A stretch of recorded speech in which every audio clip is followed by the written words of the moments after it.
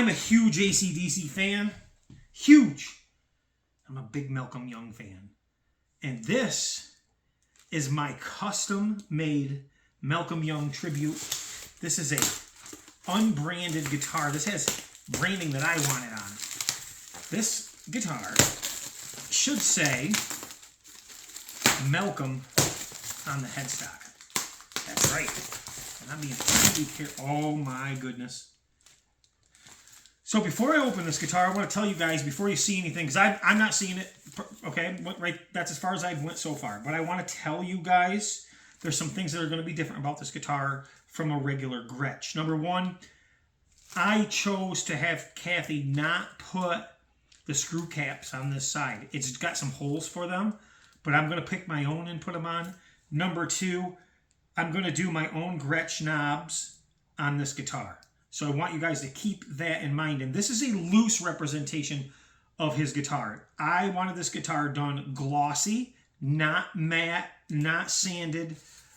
This would be one of, I'll put a picture of his earlier years when he was using the guitar, the Beast, before well, it had a vibrato on it originally, and then he went to a tailpiece, or a wraparound bridge, and that is what this one has. It should have anyhow. A wraparound bridge. I'm so excited. Oh my God. Am I excited? But this is the most difficult package I've ever gotten into so far. Oh my goodness. Wow.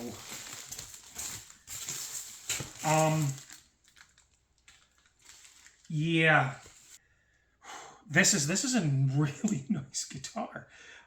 And what's really cool about this guitar, you see I had her, it's got the oblong pickup shape. She blacked it out in here. It's got the screw holes, but nothing's like right. It's kind of like his guitar was. It's done glossy on the top. Are you guys actually seeing this guitar? Are you excited as I am? So up here is where those screw caps are going to go. 1, 2, 3, and we're going to have one right there also. The holes are drilled. I just have to put those on. We're going to put Gretsch knobs on it. It is not a Gretsch. It is an unbranded guitar. How's the headstock done? Oh, it's nice. It looks good. It looks good. And in here, they included a pickup ring if I so desire. And it's very nice, actually. And of course, our cheap cable. Wow. So let me get you guys in here. Look at this. Look at this beautiful maple. 0 fret, guys. Look at this bridge. Come on. Let's get up to the studio, plug this thing in, tune it up, because I am so excited. Stay right there. I'll be right back.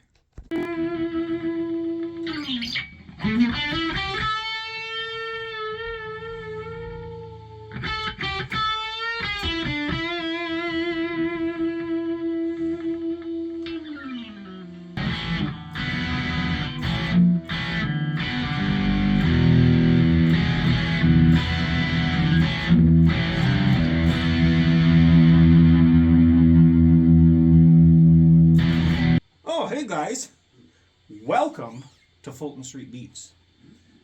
This is a very special guitar. To me, it's a very special guitar. You might hate it if you're not a Malcolm Young fan. But if you're a Malcolm Young fan, to hate this guitar is almost impossible, unless there's some guitar snobbery going on. This is a custom guitar that was built for me to my specifications by Cathys Zong over at Cathys Custom Guitars. And hit it so far out of the park, the ball is never coming back. Yeah, she did a fantastic job. And I say she. This wasn't built in her factory. This was built in another factory. She had another factory build this custom guitar because they're not set up for this type of guitar. But it was done really nice. And let me explain some features about this guitar. I'm a big Malcolm Young fan. I'm a big AC/DC fan. I'm a big Angus fan. And if you follow this channel, you probably know that. And, well, sometimes we get guitars that have trademarks on the headstocks. And I wanted a tribute guitar with no trade on the headstock. And I opted for this really cool mother of pearl Malcolm, simple Malcolm on the headstock. I think we all know what that means. But before everybody goes, that guitar's got to be junk. It's from China. let me tell you, the quality of this guitar, if you've watched my video and you saw the greenie that I had custom built, this is almost on par with it. Almost. Build quality of this guitar is definitely on par with it. Maybe better. It falls short in an area, but not really. We'll get to that in a second. So let's talk about what I wanted done to this guitar and whether they did it or not. Well, it's got a full, real thick maple cap. This whole guitar is a nice, thick, one-piece maple top. It didn't stop there. It's actually chambered. Yeah, they chambered it. They used a really, really, really nice wraparound bridge that you can intonate. It has intonation screws plus screws to pull back and forth the bridge to get everything spot on and perfect. The binding on the guitar, well, I'll let you guys judge in the pictures that I put up, but it's spot on. And if you're noticing something about this guitar, it's a little shiny, right? That's right, because I wanted my guitar shiny. Nitro was not something that I wanted on the guitar. I wanted it poly. It's a polyed guitar. This guitar took a long time to build, and it cost me well north of $400. That's what it cost me to have this guitar done. It's got jumbo frets. It has the half moon inlays.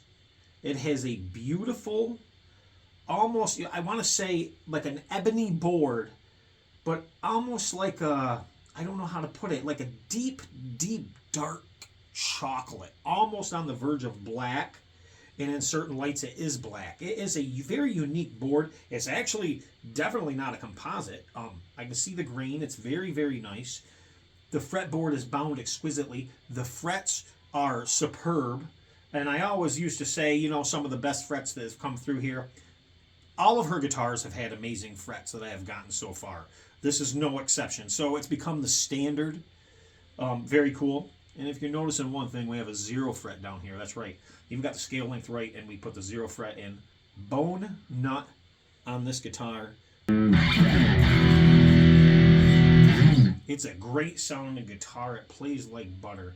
It has a Gretsch spec neck, just like a Gretsch would have, just like the Malcolm Young Gretsch. So really out of the park.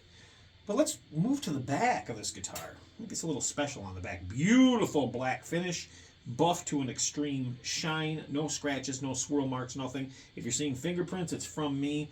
And what I believe one of the most amazing things about this guitar is, yes, we have the Malcolm Young Beast on the back and a custom serial number, M Young number 1. That was for me. This is the only one in existence that says that. There may be more. Maybe they'll build them, but this is kind of my unique serial number. I got the first one. I'm the one that wanted that serial number. And if I don't know if you can tell, they nailed the headstock. However, there is some differences on this guitar. Differences that I wanted. We don't want exact to a Gretsch because, well, it's not a Gretsch. We want a tribute guitar that pays homage to Malcolm. So the tuners on this guitar, well, if you're familiar with Gretsch, they would be running at kind of like a half moon shape on each side. These ones are straight up and down. But I'm going to change these tuners anyhow. And not that they're bad. I just want to put really good tuners on it because, well, it's my guitar. And I think it would be really cool to have the correct tuners on this guitar. The bridge is staying. Now, I'll tell you, it does not have, because you can see it does not have Gretsch knobs on this guitar. No, these are just your standard gnarled knobs in chrome. However, we do have some nice Gretsch ones ordered to give it that little bling. That'd be the correct size. Now, this guitar, I said, please don't. They drilled out for the screw caps, but did not put the screw caps on. And they could have done it. I said, please don't, because I wanted to pick my own screw caps, make sure I have the right size, because I think these are definitely something you're going to want on a tribute guitar to Malcolm Young. So what there was just a hole here, a little hole here, here, here. And I did chamfer it a little bit. And then what these actually are, guys, are stainless chrome, actually, metal license plate cap screws, and that's what I use to emulate what Malcolm did. Now I think Malcolm actually had little plugs that went in there because these were originally like little switches and knobs. So on his guitar, so we plugged them with the screw caps. Don't go to a hardware store. You're not going to find them. Trust me, I went to about 16 of them to look for screw caps for like stainless ones for like mirrors and things like that. Unless you order them online, you're not going to find them. But run right into your local Advance store, and that's where I got these, and they cost me a whopping $4. But the pickup, what about the pickup? Well, the pickup is it's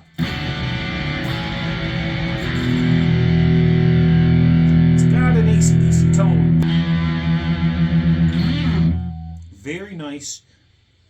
What do the knobs do? Well, we have a main volume right here that you see. We have a tone. So let me turn this on. And we got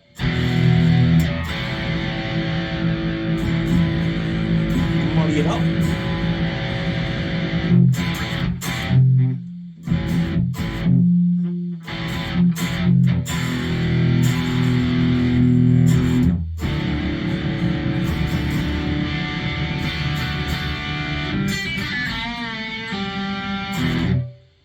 Okay, so this muddies it up a little bit. Nice, and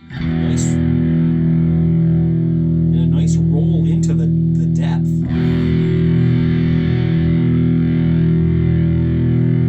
Okay, now what we have here is another knob, but it's not a dead knob. What we have here is not a volume, but a switch. So you're not going to roll on with this. This is on or off.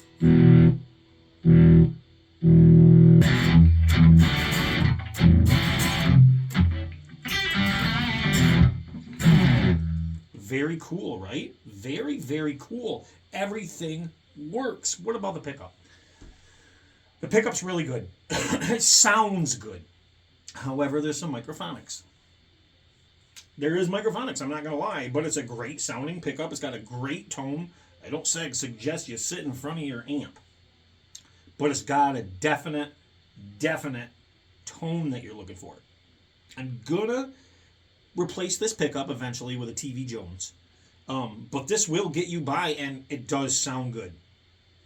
If you can deal with a little bit of the microphonics, once you start playing, you're not getting it. You're not. If I can record in my DAW, I'm not getting that craziness. It's a good sounding guitar. The build quality is amazing. And it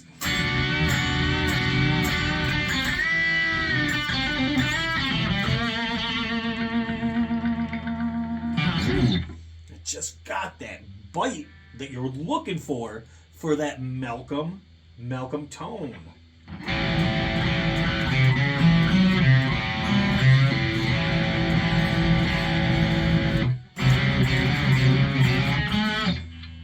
Amazing.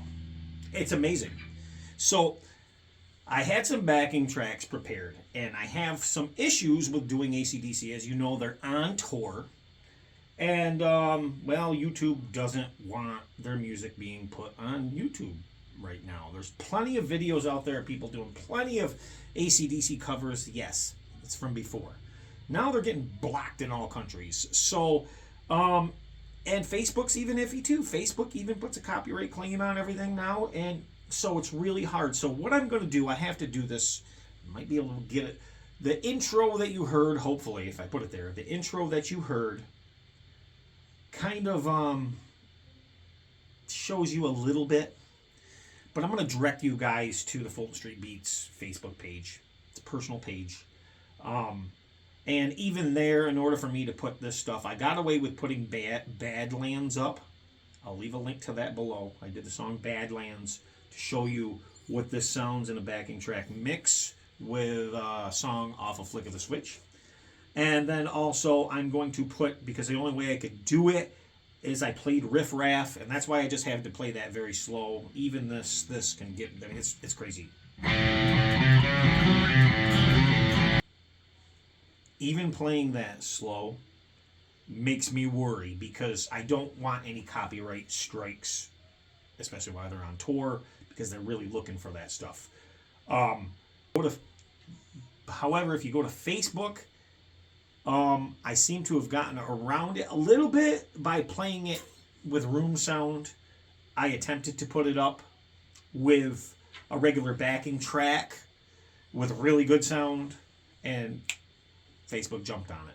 So if it's still there, it's there. I'm going to leave you a link, and it's just some riff-raff, and at least you'll be able to hear the room sound of the guitar playing to a backing track. It's a backing track with Angus, of course, doing something. I didn't do the whole thing. I didn't want to be crazy. Hopefully, eventually, I can post the whole thing. Because I'd like to do, I have an SG coming also with Angus on the headstock. So I'd like to do that song and play the lead and the rhythm to that song and give you guys a really good indication of what these guitars are capable of from Cathys Ong. Because this one's simply incredible. I absolutely love it. If you're asking me what the neck radius is, the neck shape, look up your Gretsch. So I'm going to tell you, look up Gretsch specs. It's dead on. The only difference is there's a few little differences. It has a little bit of a notch here where it comes in. It doesn't roll into the body here. There's a little bit of a notch that is not on the Gretsch. There's a couple small little details that are different, but really they did a great job. This plate right here, if you're not familiar with Malcolm Young's guitar, originally he had a vibrato down here, very expensive vibrato to find today, very expensive. It was like a vibrato tailpiece down here, and he kept that on, took the bar off, and there's the way those mount to the guitars, there's actually a hole that would be under here. I'm sure that hole is not on this guitar, but there was a plate that he covered it with, went to the wraparound style, and eventually reverted back to stringing it up through the vibrato tailpiece down here.